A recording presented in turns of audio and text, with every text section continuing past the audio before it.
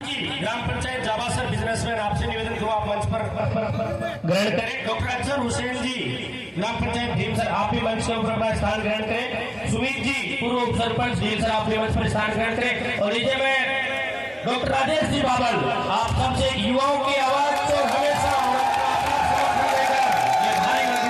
इस लघु मंडला की झांकी को आप संबोधित करें।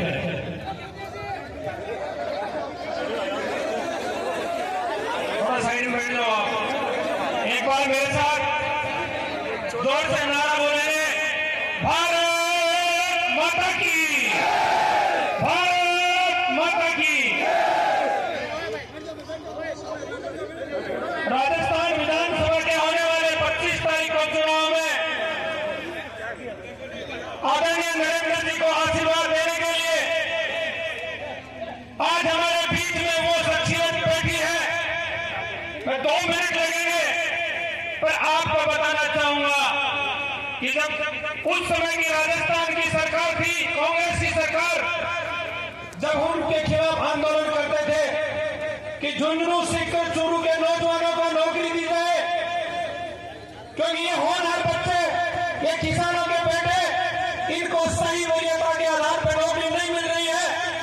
और जब राजस्थान प्रदेश में वसुंधरा जी के नेतृत्व में राजस्थान प्रदेश में भारतीय जनता पार्टी की सरकार बनी थी, उस समय यह शख्सियत आदरणीय घनश्याम जी तिवारी जी शिक्षा मंत्री बने थे। तब हमारा प्रतिनिधिमंडल लेके हम इनके पास पहुंचे थे और हमने कहा कि झुंझुनू सीकर चूरू में नए पर एग्रीकल्चर प्रोडक्शन है और नई इंडस्ट्री है। यहाँ का ये होनहार किसान का बेट पड़ता है, पर जो कि कहीं दूसरी जगह इंटरव्यू देने के लिए जाता है तो कहीं इसके कागज फाड़ दिए जाते हैं और कहीं इसके साथ लूट की जाती है। तब घनश्याम जी ने हमारी बात को सुना था।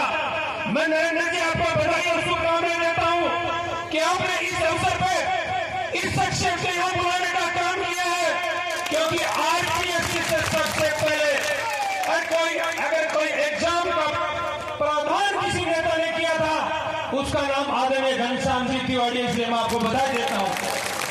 और 2003 के बाद जो सरकार बनी थी, उस सरकार में जो नौकरी टीचर लगे थे, अध्यापक लगे थे, उसमें इस झुंझुनू जिले के होनहार नौजवानों का जो प्रतिनिधित्व था वो 8% प्रतिनिधित्व था। और आज की पेपर बेचने वाली सरकार में मात्र आधा प्रतिशत भी है किसानों के बेटे, जिन्होंने कर्ज लेके कहीं सीकर में पढ़ाई की है, कहीं जयपुर में पढ़ाई की है, इनके पेपर बेचने का काम इस सरकार ने किया है। मरीता जी, आप नौजवान विधायक रही हो, सदन के बहुत बड़ी नेता रही हो, बहुत बड़े बाप की बेटी रही हो, हम आपसे सवाल पूछना चाहते हैं, क्या आपने कभी नौजवानों के साथ जो अत्याचार हो रहा था, क्यों नहीं बोली आप? ये जवाब ये नौजवान इस झुंझुनू जिले का नहीं, मंडावा विधानसभा का नौजवान आपको गांव की चौपाल में पूछेगा।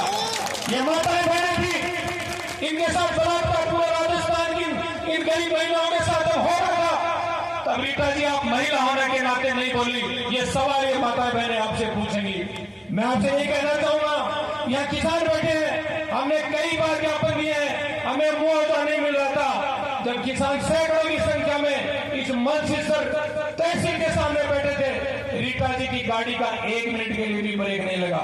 इसलिए मैं आपसे कहना चाहता हूं कि राजस्थान में 25 तारीख को होने वाले चुनाव में निश्चित रूप से भारतीय जनता पार्टी की सरकार बनेगी और उस सरकार में इस मंडा विधानसभा क्षेत्र का प्रतिनिधित्व हो। इसके लिए आप नरेंद्र जी को भारी बहुमत से जिता के इनको विजयी बनाएंगे। मैं आपसे एक बात और कहना चाहता हूं, तरह तरह की बातें गांव में चलती हैं। हमने भी टिकट मांगा था, हमने भी हमारी बात रखी थी, पार्टी के जो अग्रिम जो नेतृत्व उसका जो फैसला हुआ वो नरेंद्र जी के पक्ष में हुआ। पर हमने भी जब गांव के जब हम कट्टों पे जाते थे, चौपाल में जाते थे, तब लोगों से कहते थे कि जिस किसी को भी टिकट मिले उसके साथ हम सबके साथ आएंगे। आज सारी टीम हमारे पास बैठी है। और एक बात और कहना चाहते हैं कि जो बचपन में, क्योंकि हम तो किसान के बेटे हैं, बात के लिए जीते हैं, बात के लिए मरते हैं। हमने 14 बार में जेल गया हूं, मेरे को 323 का मुकदमा नहीं है। इस जनता नौजवानों की लड़ाई के लिए कांग्रेस की सरकारों के खिलाफ रहे हैं। पर नरेंद्र जी, हमने लोगों से वादा किया था कि भारतीय जनता पार्टी का कमल का फूल जो भी लेके आएगा उसको राजस्थान की विधानसभा में भेजेंगे। और बचपन में पढ़ते हैं आप भी विद्वान हो घनश्याम जी कि रघुकुल रीत सदा चली जाए, प्राण जाए पर वचन नहीं जाए। हमने तो बात कही, आज मीटिंग है। भारतीय जनता पार्टी का कमल का फूल खिलना तय है, क्योंकि समय कम है, वरना कहने के लिए बातें बहुत है। एक बार आप इतनी संख्या में, बड़ी संख्या में नरेंद्र जी को आशीर्वाद देने के लिए आए हैं। मैं माताओं, बहनों, बुजुर्गों, नौजवानों से के चरणों में अभिनंदन करना चाहता हूं, स्वागत करना चाहता हूं कि मत के आधार पर आप इनको जिता के राजस्थान की विधानसभा में भेजे। जय हिंद, जय भारत। बहुत बहुत आभार। और युवा आप सबके समूह में आप प्रिय श्रीमान डॉक्टर राजेश बाबल साहब, और इसलिए हम कहते हैं कि सबका साथ, सबका विकास है, सबका विश्वास और सबका प्रयास। भगत सिंह जी धीवा साहब सरपंच फोरम अध्यक्ष नवलगढ़ है, संपूर्ण टीम के साथ यहाँ पधारे। आपका भी जोरदार तालियों के साथ स्वागत, अभिनंदन। और मंच पर आप स्थान ग्रहण करें जहाँ झुंझुनू जिले की प्रवेश द्वार नवलगढ़ से आप पहुंचे। मैं लीजिए निवेदन करूँ संबोधन की कड़ी में दिनेश जी धावाई साहब आप आए और उद्बोधन कर हम